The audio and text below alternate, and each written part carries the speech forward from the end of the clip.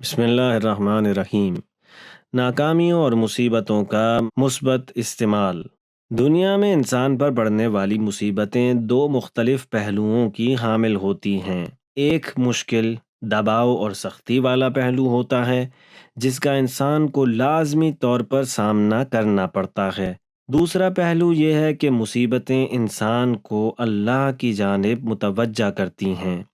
خداوند تعالیٰ ان مصیبتوں اور ناکامیوں کے نشیب و فراز کے ذریعے سے انسان کی آزمائش کرتا ہے۔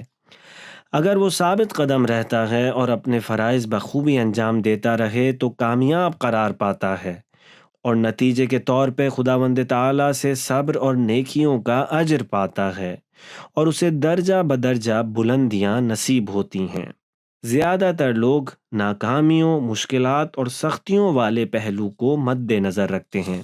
وہ اکثر اپنی پریشانیوں اور ناقابل برداشت حالات کی شکایت کرتے رہتے ہیں، لیکن مومنین آفات کے دوسرے پہلو کی جانب متوجہ رہتے ہیں اور انہیں اللہ تعالیٰ سے وابستگی کا ایک ذریعہ خیال کرتے ہیں، اور یوں اپنے محبوب کی طرف متوجہ رہتے ہیں اور اس کی طرف سے ہدایت پاتے ہیں۔ اللہ تعالیٰ قرآن کریم میں ارشاد فرماتا ہے: ما اصاب من مصیبت الا باذن اللہ ومن یؤمن باللہ یہدی قلبہ۔ مصائب میں سے کوئی مصیبت اللہ کے اذن کے بغیر نازل نہیں ہوتی، اور جو اللہ پر ایمان لاتا ہے اللہ اس کے دل کو ہدایت دیتا ہے۔ ہر مصیبت کے جو انسان پر آتی ہے اور بظاہر اس کے بس سے باہر ہوتی ہے، لیکن اس سے دوبدو ہونے کے بعد انسان کو یہ سمجھنا چاہیے ہے کہ اس میں خدا کی کوئی نہ کوئی حکمت پوشیدہ ہوگی۔ خدا یہ چاہتا ہے کہ بندے کو آزمائے، اور بندے کو مصیبت سہنے کے لیے جتنی ہمت درکار ہوتی ہے خدا وہ بھی عنایت فرما دیتا ہے، تاکہ بندہ حسب موقع اپنی ذمہ داری کے مطابق عمل کرے۔ مثلاً اگر اچانک سے دین کے دشمنوں سے واسطہ پڑ جائے یا وبائی اور قدرتی آفات انسان کو آ گھیریں، تو یہ ممکن ہے کہ ان مصائب کا آنا اس کے اپنے اعمال کی وجہ سے نہیں ہو۔ اسی حوالے سے امام صادق علیہ السلام کا فرمان موجود ہے: صبر ایمان میں پوشیدہ ہے۔ امام علی بھی ارشاد فرماتے ہیں: صبر کے ذریعے بلند ترین مقاصد کو حاصل کیا جا سکتا ہے۔ رسول خدا صلی اللہ علیہ وآلہ وسلم مصیبتوں کا سامنا کرنے کے بارے میں ارشاد فرماتے ہیں: الحمدللہ علی کل حال۔ اللہ کا شکر ادا کرتے رہو چاہے تم جس حال میں بھی ہو۔ اللہ تعالیٰ کی جانب بڑھتے ہوئے اکثر ایسا ہوتا ہے کہ انسان پر یا تو کچھ مصیبتیں آ پڑتی ہیں یا پھر اللہ کی راہ پر چلتے ہوئے وہ خود کو روحانی طور پر پریشانیوں اور تنگی میں قید پاتا ہے۔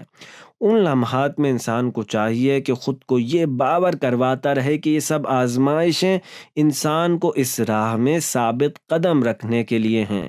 اس مرحلے پر انسان کو امام علی علیہ السلام کی وصیت پر اپنی توجہ مرکوز رکھنی چاہیے: من صبر علی اللہ وصل الیہ۔ جو اللہ تعالیٰ کی خاطر صبر و تحمل سے کام لیتا ہے وہ اس کو پا لیتا ہے۔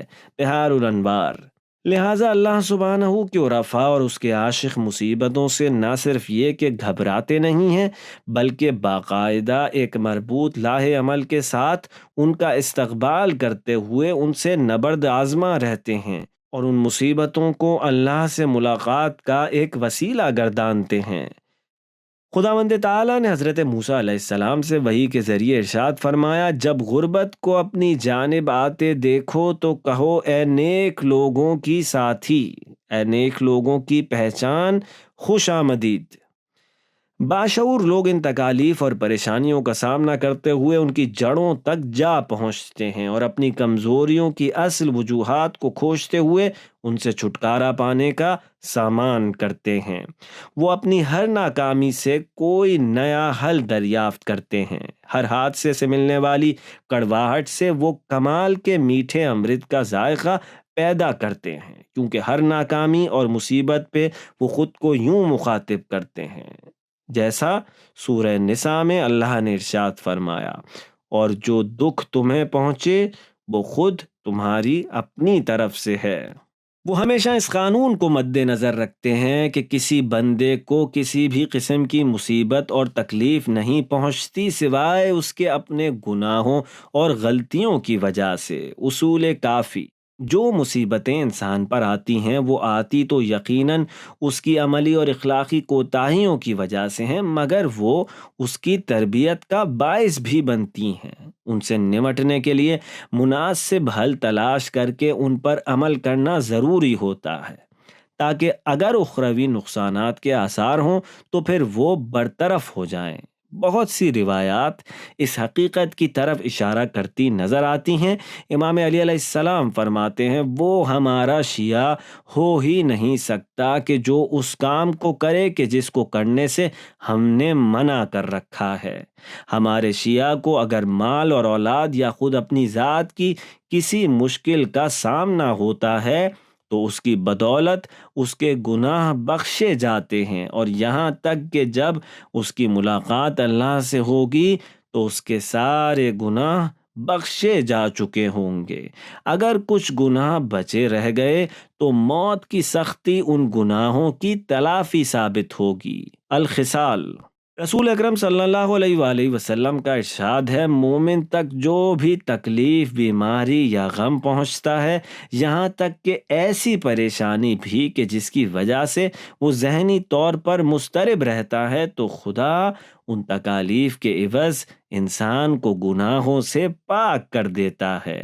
تحف العقول: روحانیت کے راستے پر چلنے والے سالکوں کے لیے دنیا میں پیش آنے والے حادثات اور واقعات کے بارے میں غور و فکر کرنا اور ان سے ہدایت حاصل کرنے کے لیے نتائج اخذ کرنا بہت ضروری ہے، اور کسی صورت میں بھی اس کام کو نظر انداز نہیں کرنا چاہیے۔